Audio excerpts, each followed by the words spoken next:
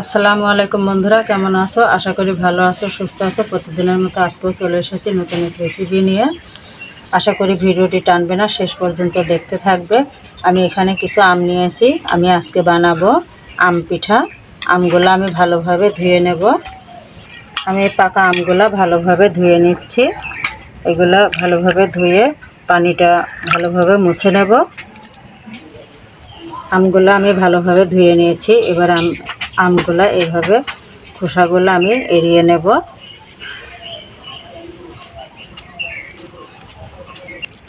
এই যে এইভাবে আমি আমের খোসাগুলো ছাড়িয়ে নিলাম। বাকি আমগুলাও আমি এভাবে খোসাগুলো ছাড়িয়ে নেব। আমি আমগুলা সব খোসা ছাড়িয়ে নিয়েছি। এবার আমি আমগুলা তালের মতো এগুলো আমি ডলে নেব।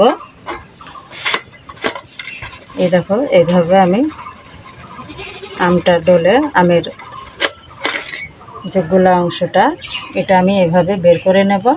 আমি সবগুলো আগে গোলাটা করে নিই। আমি এই যে আমগুলো সবই ডলে নিয়েছি। এখানে আমি এই যে আমের গোলাগুলা দেখো, দেখতে খুবই সুন্দর লাগছে, মাশাআল্লাহ। এবার এগুলো আমি কড়ার উপরে দিয়ে একটু চিনি দিয়ে মশলা দিয়ে এগুলো আমি জ্বালিয়ে নেব। দিয়েছি আমের গোলাটা, আমি দুইটা তেজপাতা দিয়ে দিলাম। আমি এখানে কিছু বাদাম আর কিশমিশ এগুলো আমি দিয়ে দিলাম। আমি এটা ভালোভাবে একটু নেড়ে চেড়ে জ্বালিয়ে নেব। আমি কিছুটা দারচিনি আর ফল দিয়ে দিলাম। এটা আমি ভালোভাবে মিশিয়ে নেব। স্বাদ মতো নুন দিয়ে দিলাম।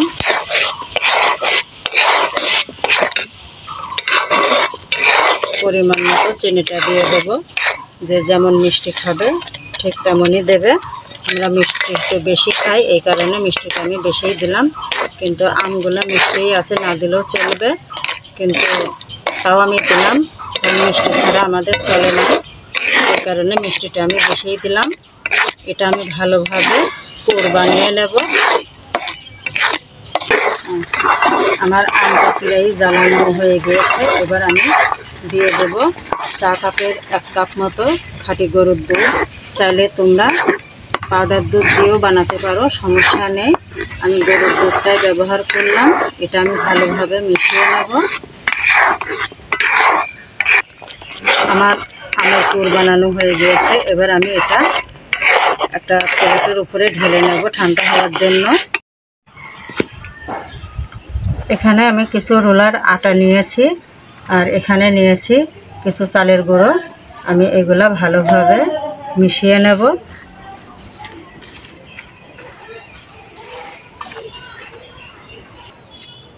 আটাগুলো আমি ভালোভাবে মিশিয়ে নিয়েছি। এবার আটাগুলো আমি গরম পানি দিয়ে কেড়ে নেব।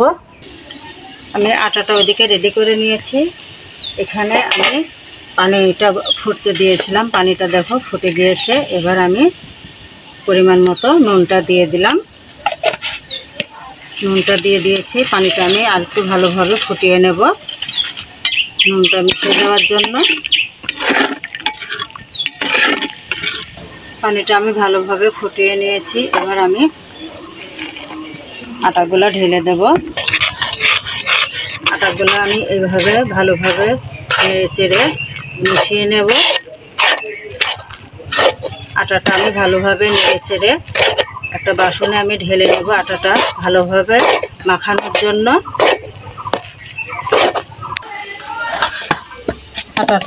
আটাগুলো আমি হালকা করে ঠান্ডা করে আটাগুলো মাখিয়ে নিলাম।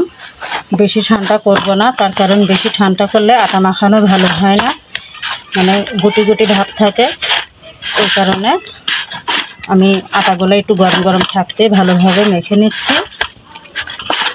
আটাটা আমি ভালোভাবে মাখিয়ে নিয়েছি। দেখো, আটার গাওটা দেখে বোঝা যাচ্ছে ভালোভাবে মাখানো হয়ে গিয়েছে। এবার আমি পিঠা বানানো শুরু করে দেব। আটাটা আমি এভাবে ছিঁড়ে নিচ্ছি। এইভাবে ভালোভাবে আটাটা আমি সাইজ করে নিচ্ছি। দেখো আমি এটা রুটির মতো বেলে নেব।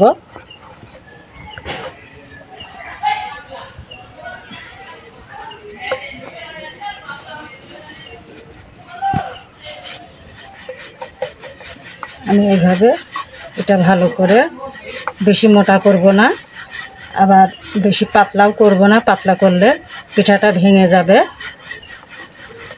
এই জন্য আমি এটা সাইজ মতো বেলে নিচ্ছি। একটা গ্লাস নিয়েছি, গ্লাসটা আমি শুকনো আটার মধ্যে এইভাবে মিশিয়ে নিলাম।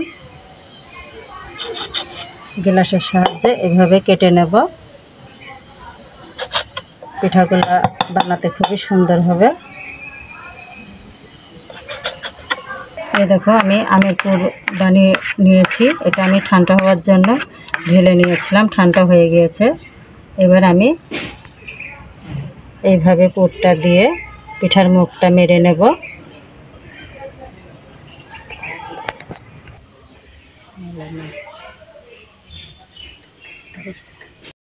আমি এইভাবে পিঠা বানানোর জন্য লুচি কেটে নিয়েছি।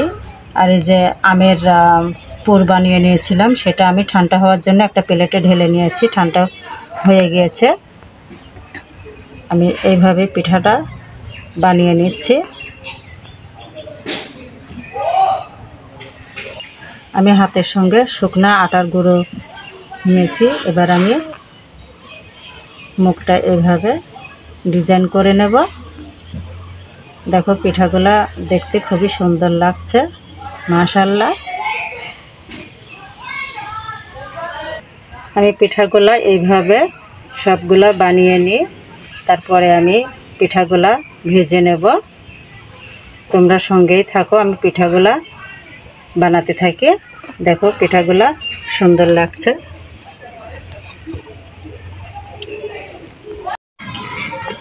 দেখো আমি অনেকগুলো পিঠা বানিয়ে নিয়েছি। এখানেও আমি কিছু পিঠা রেখেছি।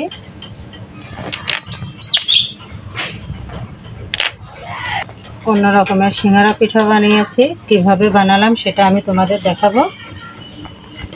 এই দেখো এইভাবে আমি পিঠার মতো করে এটা আমি নিয়েছি। তারপরে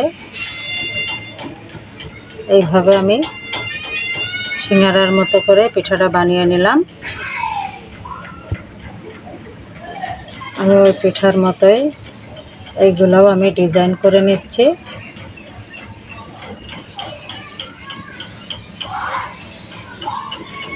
দেখো পিঠাগুলো দেখতে খুব সুন্দর লাগছে, মাশাআল্লাহ।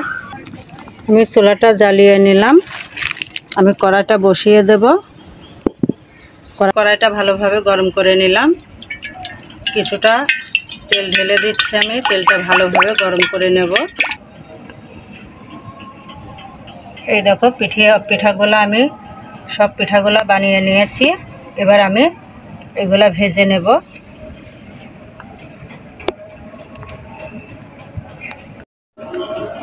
তেলটা আমি গরম করে নিয়েছি। আমি পিঠাগুলো দিয়ে দেব। দেখো তেলের মধ্যে পিঠাগুলো দিয়েছি, কেমন দেখা যাচ্ছে।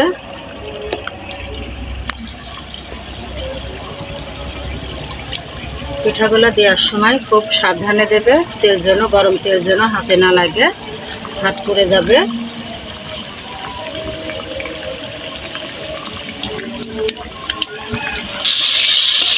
পিঠাগুলো আমি উল্টে নিলাম, এভাবে ভেজে নিচ্ছি। এই দেখো একটা পিঠা হয়তো মুখ মারাটা ভালোভাবে ভালো হয়েছিল না, এই কারণে আমি মুখটা বের হয়ে গিয়েছে। মুখ মারার সময় পিঠার মুখটা ভালোভাবে আটকে দেবে, তাহলে আর এই মুখটা বের হবে না। আমার পাকা আমের পিঠার রেসিপিটা কেমন লাগলো অবশ্যই তোমরা কমেন্টে জানাবে। আশা করি তোমাদের ভালো লাগবে। অবশ্যই তোমরা বাসায় এইভাবে পাকা আম দিয়ে পিঠা বানিয়ে খাবে, তাহলে পিঠার স্বাদ বুঝতে পারবে।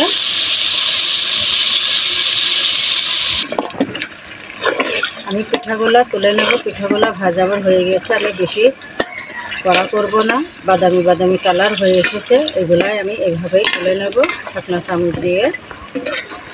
এইভাবে ছাকনা চামচে আমি তুলে নিলাম তেলটা ঝরে নেওয়ার জন্য।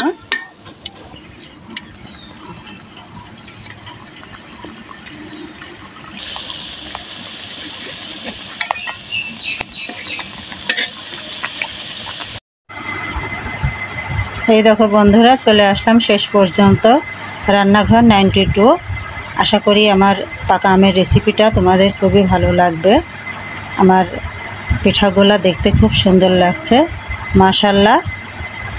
আশা করি তোমরা ভালো থাকবে, সুস্থ থাকবে, আমার পাশে থাকবে।